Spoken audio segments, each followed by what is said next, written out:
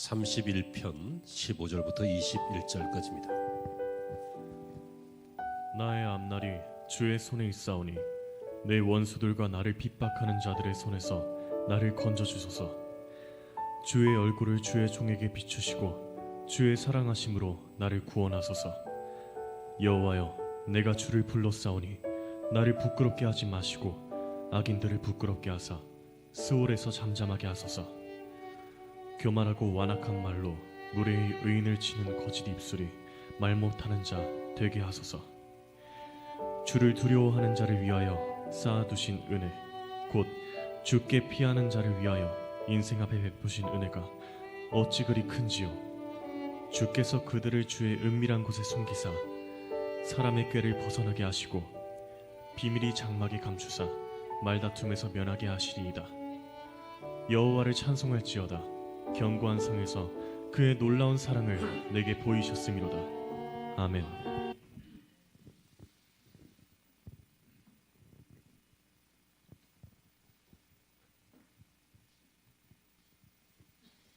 할렐루야.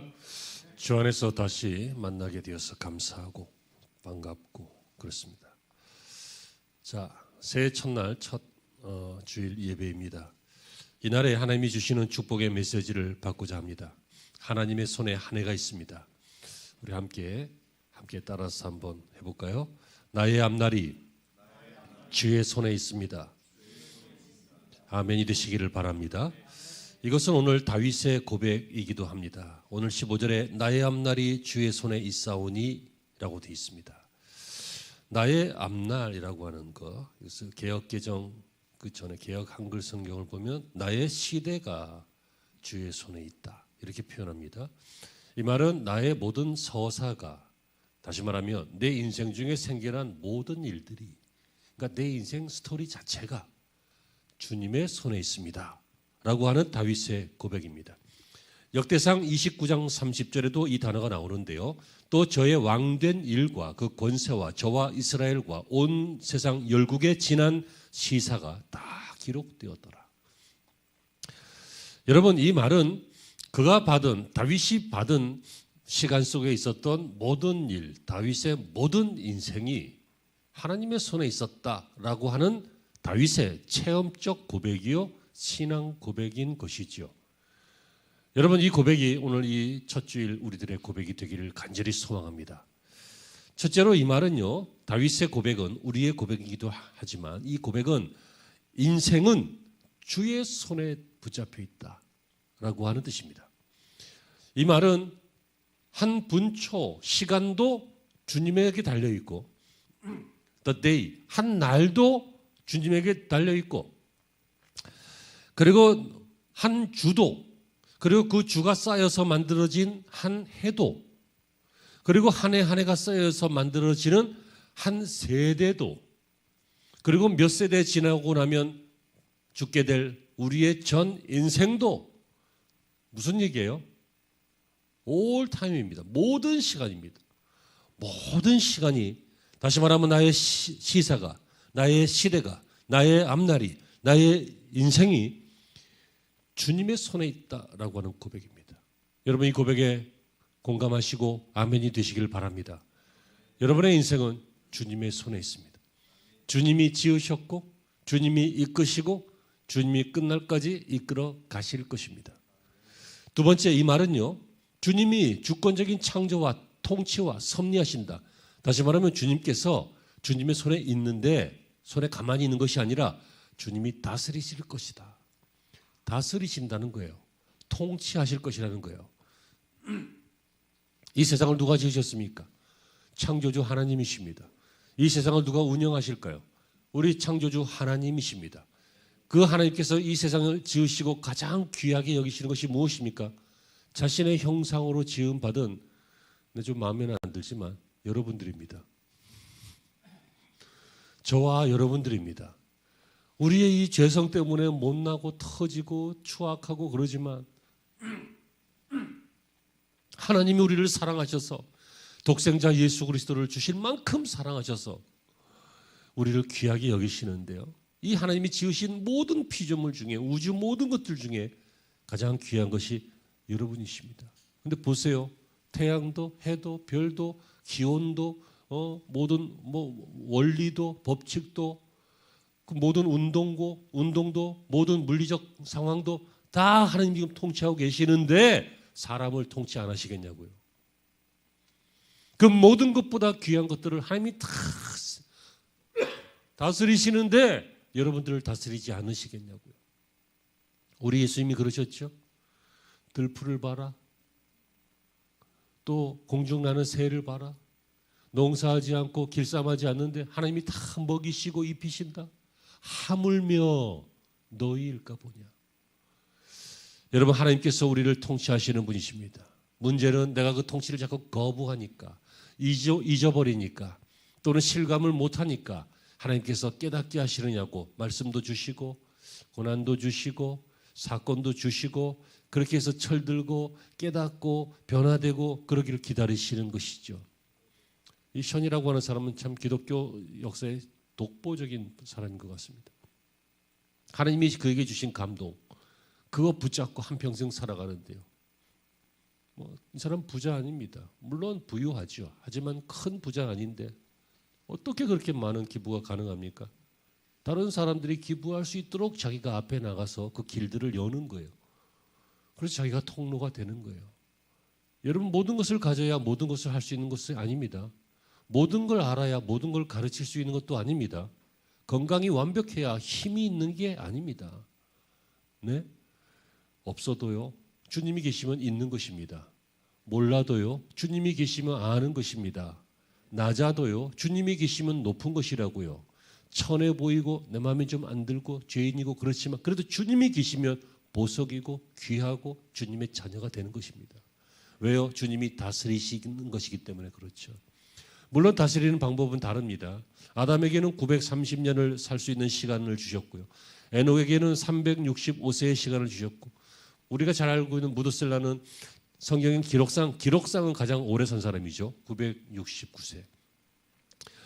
모세에게는 120년의 시간을 주셨고요. 그 시간 동안 하나님이 그들을 다스리셨는데 각자의 모습이 다르고 기간도 다릅니다. 하지만 여러분 믿으시기 바랍니다. 무엇을요? 하나님이 나를 다스리고 계신다는 것입니다. 내가 인정을 하든 인정을 하지 않든 다스리십니다. 내가 깨닫던 못 깨닫던 다스리십니다. 이것이 바로 다윗의 고백이고 오늘 우리 이 시간의 고백이 되기를 바랍니다. 다윗은 나의 한평생이 주님의 손에 있다 이렇게 고백하면서 그 주님의 손에 두 번째, 하나님은 나를 다스리고 계셨다. 나를 통치하고 계셨다. 그러므로 이 말은 무슨 뜻입니까? 세 번째, 이 말은 나는 피조물이다 그 뜻입니다. 나는 유한한 존재다 그 뜻이에요.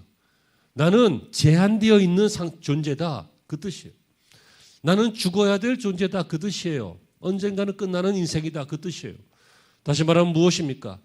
평생 살 것처럼 살지 않고 모든 것을 할 수 있는 것처럼 하지 않고 어떻게 합니까? 나는 제한된 인생이다. 나는 제한된 수명이 있다. 나는 제한된 힘이 있다. 하나님 앞에 겸손하게 사는 것을 말하죠. 그래서 다윗이 왕임에도 불구하고 겸손할 수 있었습니다. 여러분, 사람들은요, 왕 정도 되면, 요즘은 시대가 다르지만 고대 사회에서 왕이라고 하는 것은요, 신입니다. 신. 그래서 어떤 왕들은 제정신이 아니라서 진짜 자기를 신이라고 했습니다. 로마 시대에도 그랬잖아요. 모든 것을 할 수 있고 모든 것이 거침이 없었습니다. 왕이 입법부요, 사법부요, 행정부입니다. 왕이 모든 것을 합니다. 그렇잖아요. 왕은 무치다 이런 말도 있습니다. 왕은 수치가 없고 왕은 오류가 없는 것입니다. 고대 사회에서. 어떻게 교만하지 않을 수 있습니까? 그건 교만도 아닙니다. 당연한 것입니다. 어떻게 겸손할 수 있습니까? 왕이 겸손하다. 이건 거의 죄송해요. 거의 미친 사람입니다. 왕인데 왜 겸손하냐고요. 그러나 다윗은 그리고 그의 아들 솔로몬은 물론 솔로몬은 말년에 좀 바뀌었지만 다윗과 이런 왕들은요. 하나님 앞에 나의 인생은 주님의 손에 있습니다 라고 하는 것을 고백할 수밖에 없는 그런 삶을 살다 보니 겸손한 왕이 된 것입니다. 겸손이 비굴이 아니에요. 겸손이 모자란 게 아니라고요. 겸손이 천한 게 아니에요. 겸손이 뭐가 모자라고 인격이 부족하고 뭐가 사회적 입장이 약자라서 낮아지는 게 겸손이 아니에요. 겸손은 그의 입장과는 아무 상관없이 하나님 앞에 나의 존재를 바로 아는 것이 겸손이에요. 여러분, 그래서 다윗은 이런 고백을 합니다. 결국 이 고백은 무슨 고백입니까? 이것은 저와 여러분에게도 필요한 고백인데요. 결국 이것은 신앙 고백이죠. 하나님의 도우심을 구하는 고백입니다. 하나님, 내 인생이 주님의 손에 있습니다. 하나님이 우리의 창조주이시고 우리를 다스리십니다. 하나님, 나는 그 앞에서 어린 종으로서 낮아질 수밖에 없고 모자라고 무지하고 그런 존재입니다. 이렇게 고백하는 이 사실적 고백, 진실적 고백, 경험적 고백은 무엇을 위한 것입니까? 하나님의 도우심이 필요하기 때문입니다. 하나님의 도우심으로 살기 때문입니다. 다윗도 하나님의 도우심이 필요합니다. 시편 31편은 하나님을 향한 그의 굳센 신앙 고백이 표현되어 있는데요. 도와달라고 합니다. 원수들이 득세로 내게 근심거리가 되고 내 몸과 눈과 혼이 쇠하여졌다 이렇게 말하고 있잖아요. 나의 나날을 슬픔과 탄식으로 보내고 있다 이렇게 말하고 있잖아요. 또 내 자신의 죄악으로도 약해졌다, 나의 뼈가 쇠하여졌다 이렇게 말하고 있죠. 읽으신 본문 바로 앞에 있습니다. 그리고 읽으신 본문에서도요, 여러 유의 악한 세력들이 나를 괴롭히고 있다 이렇게 고백하고 있습니다. 그래서 나는 부끄럽고 또는 고통스럽고 그런 존재다 이렇게 말하고 있어요. 이 말은 무슨 말이에요? 도와달라는 거예요. 하나님, 이 땅에서 원수들이 나를 조롱하고 나를 넘어뜨리려고 하고 또 나 자신도 내가 죄에 빠져서 내 마음이 혼이 눈물이 이렇게 나고 그러니 하나님, 이 부끄러운 인생 하나님 도와주세요 라고 말하고 있어요. 시편 32편 1절에서 2절에서 15절에서 건져달라 이렇게 말하고 있어요. 그리고 3절에서도 나의 보장이 되어달라, 2절에서도 나를 인도해달라, 그리고 3절에서도 주의 손에 부탁한다, 그리고 9절에서도 나를 긍휼히 여겨, 불쌍히 여겨달라 이렇게 말하고 있잖아요. 사랑하는 성도 여러분, 올 한 해는 하나님의 손에 여러분의 인생이 달려 있습니다. 사실 평생이지만 특별히 올 한 해 여러분의 인생은 하나님의 손에 달려 있습니다. 하나님이 도와주셔야 된다는 것입니다. 다윗도 고백합니다. 이런 험한 세상에서 내가 이렇게 힘들고 괴로우니 하나님 날 도와주세요. 그 얘기예요. 그래서 그는 어떻게 했습니까? 15절에 하나님께 맡겼습니다. 어떻게 맡깁니까? 나의 앞날이 주의 손에 있사오니 하며 맡겼습니다. 여러분, 자신을 회사에 맡기지 않고, 보험에 맡기지 않고, 건강에 맡기지 않고, 젊음에 맡기지 않고, 돈에 맡기지 않고, 자신을 의료에 맡기지 않고, 그 모든 것들이 우리에게 살면서 필요한 것이지만 근본적일 수 없고 확실한 것이 될 수 없는 것입니다. 우리는 어떻게 해야 됩니까? 주의 손에 맡겨야 합니다. 오직 하나님의 손에 우리의 인생이 있다라고 믿고 고백합니다. 영혼도 그렇고 육체도 명예도 낮도 밤도 순경일 때도 역경일 때도 잘 풀릴 때도 안 풀릴 때도 아이 때도 어른 때도 건강할 때도 아플 때도, 다시 말하면 나의 모든 시사가 혹은 나의 모든 시대가 주님의 손에 있습니다. 그러니까 주님, 날 도와주세요. 그러기 위해서 나는 주님께 나를 맡깁니다. 세상에 제일 어리석고 이해가 안 되는 면이요, 옆집 아줌마가 와가지고 내가 급히 어딜 좀 가야 되니까 우리 애 좀 맡아주세요. 그런다고 쳐요. 요새는 그럴 일이 별로 없지만 옛날에 그런 일이 많이 있었잖아요. 요새는 다 방범이 잘 돼 있으니까 이웃에게 맡길 필요가 없지. 비밀번호 눌러야 들어가니까. 근데 옛날에 그렇지 않을 때는 그랬단 말이에요. 그래서 남의 집에 맡긴다고 해봐. 근데 우리 애 좀 맡아주세요 해놓고 알겠어요 했는데 애를 안 데리고 오는 거야. 자, 보세요. 맡기질 않았는데 어떻게 맡아요? 네? 옛날에 어떤 연예인이 결혼식 안 가는 불참러 연예인이 있대요. 그래서 왜 너는 거기 결혼식 안 가냐 그랬더니 안 불렀는데 어떻게 가요? 그러더라고. 안 불러도 가야지. 앞으로 잘 착하게 지내려면. 근데 여러분 이거는 맞아요. 안 맡겼는데 어떻게 맡아요? 맡겨야 맡아요. 깨달으시는 은혜가 있길 바랍니다. 다윗처럼 맡겨야 돼요. 내 인생이 하나님의 손에 있다라고 인정하면 나는 이 땅에서 위험한 존재다. 위험에 빠질 수 있는 존재다. 위험하기도 하고 이것을 고백한다면 그래서 하나님이 날 도우셔야 된다. 나를 긍휼히 여기셔야 된다. 이걸 인정한다면 그 다음부터 뭐가 필요합니까? 맡겨야 되는 것입니다. 아까 보신 영상에서 이분이 들었던 고백 중에요. 어떤 목사님이 이런 얘기를 했다 그러죠. 그 목사님이 접니다. 삶은 신앙은 앓미 아니라 삶입니다. 물론 션이 만났던 사람은 저는 아닙니다. 하지만 제가 이 얘기를 한두 번 했던가요? 여러분 신앙은요 아는 게 아니라 살아내는 것입니다. 제가 그래서 뭐라고 그랬어요? 파리채를 휘둘러야 파리가 잡히는 거고 에프킬라를 뿌려야 모기가 죽는 거라고요. 뭐 이걸 뿌리면 죽는다는 걸 아는 걸로는 모기가 안 죽어요. 파리채를 휘둘러서 탁 치면 저 파리가 죽겠지. 아는 걸로는 파리가 안 죽는다고요. 어떻게 해야 돼요? 휘둘러야 되는 거예요. 뿌려야 되는 거라고요. 삶은 알미, 신앙은 알미 아니라 살아내는 삶인 것이죠. 맡기시기 바랍니다. 맡기세요. 하나님 기분 나쁘게 하지 마시고 맡기세요. 여러분 하나님이 가장 싫어하는 것이 좋아하시는 것이 믿음이고요. 그럼 믿음을 가장 기뻐하신다면 왜냐하면 믿음이 없이는 기쁘시기 못하나니 하나님께 나아가는 자는 반드시 그가 계신 것과 그가 자기를 찾는 자들에게 상 주시는 이심을 믿어야 할지냐 그랬잖아요. 그러니까 하나님이 가장 기뻐하시는 게 뭐라고요? 믿음이에요. 그래서 하나님이 우리를 어떻게 구원하셔요? 우리의 믿음을 보시고 구원하시는 거예요. 그 믿음이 뭐예요? 예수 그리스도를 신앙으로 고백하고 구세주로 고백하고 나의 주로 고백하는 게 그게 믿음이죠. 하나만 하면 안 돼요. 구세주로 고백하고 주인으로 고백하는 거예요. 구주로 고백하고 로드 주인으로 고백하는 거예요. 자, 그런데 하나님이 가장 기뻐하시는 것이 믿음인데 그럼 가장 싫어하는 것이 뭘까요? 믿음 없는 거요? 그래, 꼭 그런 것 같아요. 반대말이니까 믿음을 기뻐하시면 하나님이 가장 싫어하시는 것은 믿음이 없는 것 같죠. 믿음이 없는 것일 수 있어요. 맞아요. 그것도 틀린 말은 아니야. 하나님이 가장 싫어하시는 것은요. 질서를 깨는 거예요. 질서를 깨는 것. 제자리에 있지 않는 것. 그게 뭐냐면 불순종이라고 하는 거예요. 마귀가 왜 타락했어요? 천사장이 불순종하여 타락했어요. 인간이 왜 타락했어요? 하나님과 맺은 약속을 깨고 불순종한 거예요. 물론 믿음 없는 거지.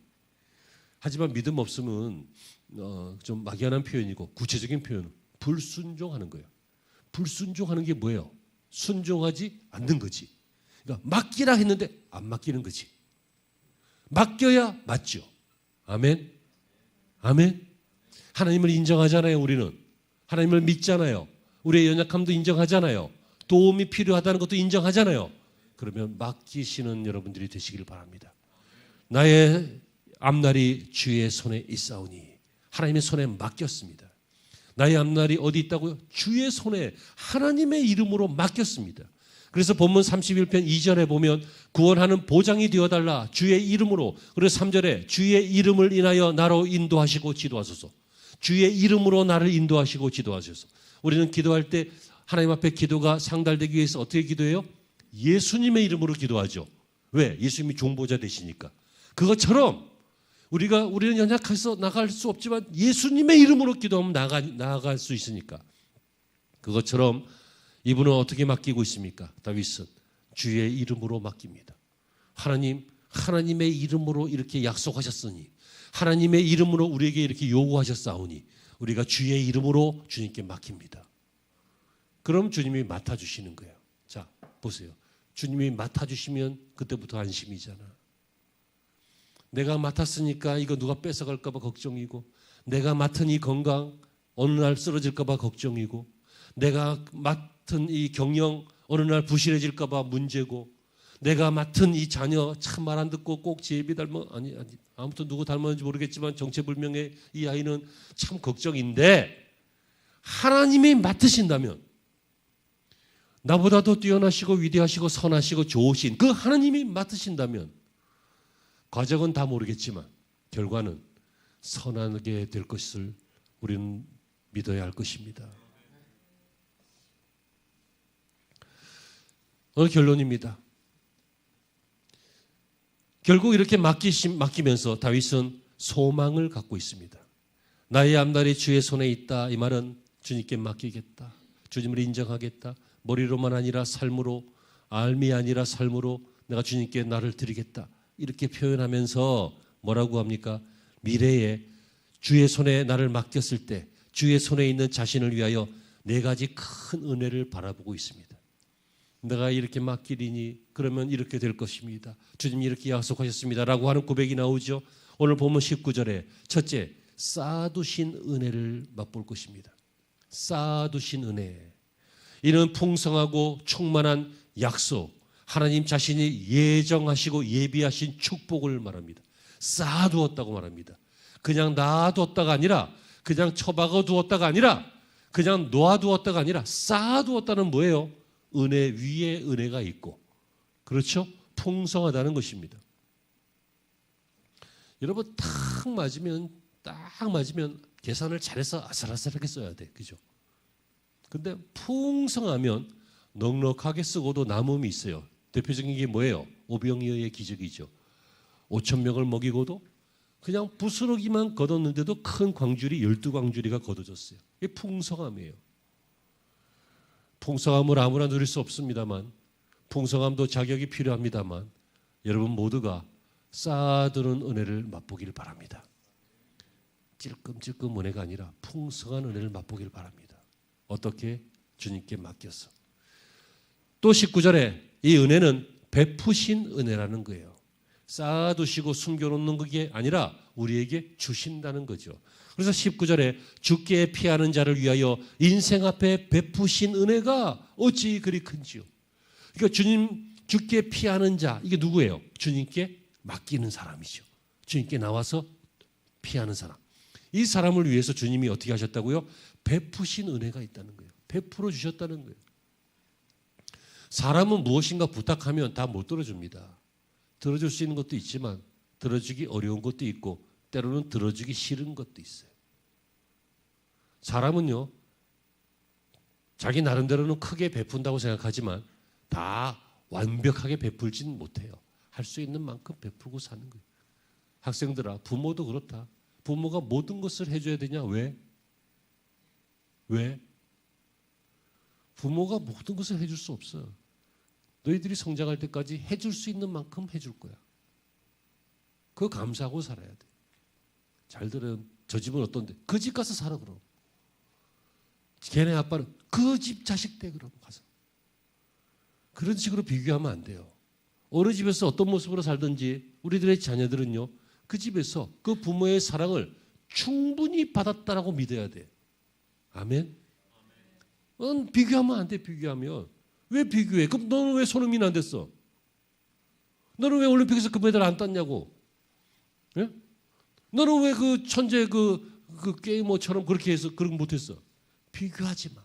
비교하지 말고. 무슨 얘기하다가 옆으로 살짝 샜는데 우리 부모님들도요, 베풀어 주는 거 풍성하게 베풀어 주세요. 우리 좋은 이웃들, 좋은 교우들, 좋은 성도들 보면요, 헌신하시고 충분히 베풀어요. 하지만 중요한 건 뭐예요? 완벽하게는 안 돼요. 할 수 있는 만큼 하는 거예요. 그러니까 판단하고 평가하고 그러지 마요. 그 사람의 최선이다 이렇게 믿어야 돼요. 어떤 사람은 1,000원이요, 전 재산일 수 있어요. 전 재산일 수 있다고. 거기까지 그 1,000원. 나는 천주교가 왜 천주교인지 알았냐고 몰랐는데 천주교 신부님이 그러더라고. 성도들이 1,000원씩 헌금한대. 그래서 천주교는 천주교래. 다 1,000원씩만. 그런 얘기를 뭐라 했는지 모르겠어요. 옆으로 또 샜네. 베풀어 주시는 은혜. 쌓아두고 가만히 있는 게 아니라, 구석에 감춰두는 것이 아니라, 하나님께서는 사람들의 베품은 한계가 있다 얘기하다가 하나님의 베푸심은 풍성하시고 무한하시고 영원하신 것을 여러분 믿으시기 바랍니다. 다윗이 바로 그걸 믿었기 때문에 어찌 그리 크신지요. 이것을 소망했다 그거예요. 쌓아두신 은혜를 소망했고 베푸신 은혜를 소망했고 또 감춰두신 은혜도 소망했어요. 은혜도 종류가 많죠. 오늘 본문의 20절에 보니까 주께서 그들을 주의 은밀한 곳에 숨기사 사람의 꾀에서 벗어나게 하시고 비밀이 장막에 감추사 말다툼에서 면하게 하시리이다.